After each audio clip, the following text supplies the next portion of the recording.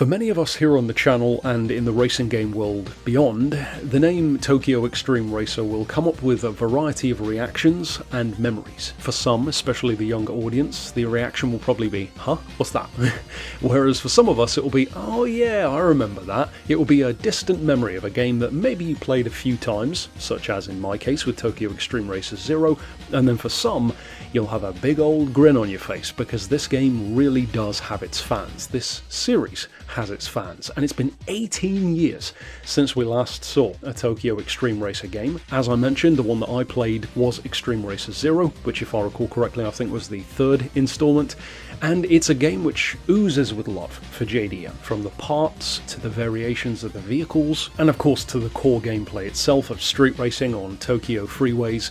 In fact, this particular returning title, which they're calling simply Tokyo Xtreme Racer, it's kind of unfortunate to me that that seems to be the craze these days of just naming something what the first one was called again, rather than having a new title, but sure, I guess it's for a mostly new generation, so I kind of get it. This is an occasion where the distance in time between the two games is going to make such a drastic difference to how the game looked last time around, especially if you're operating on more of a literal play-by-play comparison rather than just memory, because obviously we'll remember a game as looking really cool because it was at the time, but now if you go back it can sometimes be pretty jarring on the graphic side of things, whereas this one, I'm not going to say it's going to have polyphony shaking in their boots anytime soon on graphics, but they've shown some footage of the actual roads. It looks like more of like a replay kind of sense, or like a thematic trailer kind of vibe rather than actual gameplay, but it's hard to say. And of course they've showcased, at least at the time of covering this news, one vehicle in the game, the R34 Skyline.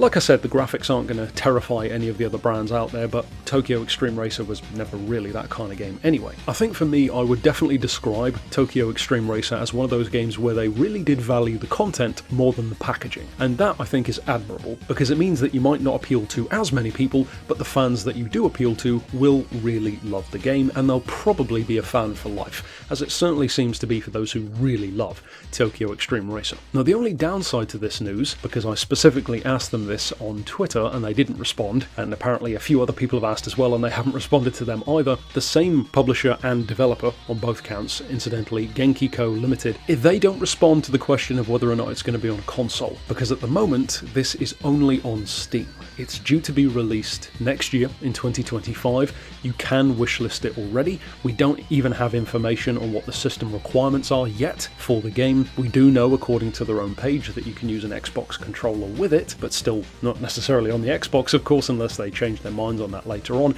So to me that's kind of unfortunate, because even if it were a more arcade, pared-down experience, I might have featured it on the channel. As is, I don't really do any Steam gaming, as I've mentioned before, so that could change down the line. Maybe if they sell enough copies or get enough pre-orders or get enough interest, perhaps they'll branch out, but for the moment that doesn't seem to be the case. Two other interesting bits of info which I gleaned from this as well are, number one, that it's marketed, or at least listed, as a single player experience. That to me is quite a good sign, because we don't have as many racing games like that anymore. Just look at TDU's Solar Crown recently, for example, in terms of how not to do a multiplayer experience, but so many games recently are relying on the multiplayer, the always online, community-focused gameplay, which leaves a lot to be desired if you only want to play it alone. Contrary to what these companies seem to think, a lot of us obviously still do want to do, because many of us are not a fan of the always online experience, and it's not just because of the connection issues, it's because of much more than just that. The second thing which I found funny is that in their own little blurb about the game, it mentions it being blocked off roads in Tokyo, which I found quite funny. Now it does later on, pretty much next paragraph, mention weaving in through other cars, so I'm not entirely sure, we can't really see from the footage so far because there's really nothing on the road, whether or not there's actually going to be traffic. And I find that funny because in those 18 years some things have changed. Even though some games do still feature traffic that you're racing through, I think some of the, not necessarily laws and regulations, but some of the angles that they're trying to take with games these days are trying to discourage stuff like that, because of course playing a game for a younger mind in particular might encourage you to drive like it in real life. I don't think there was a huge amount of that, to be honest, but it's the kind of thing where, boomers in positions of power could sometimes think, yes, you're going to encourage the kids to drive like that. Yeah, maybe, maybe not. But I found that funny in their little blurb of the game that it specifically calls out it being blocked off roads.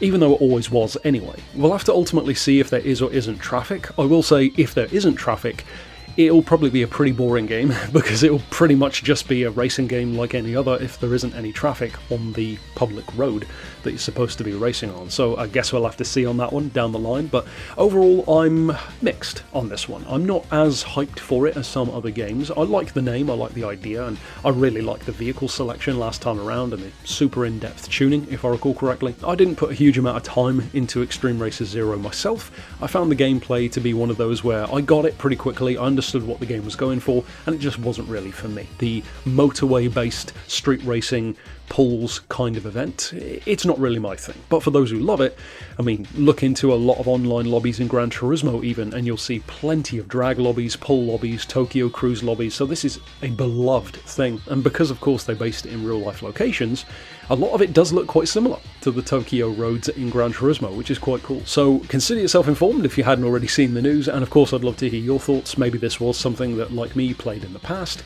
Is it something which you'll potentially wishlist? Do you plan to play it on Steam?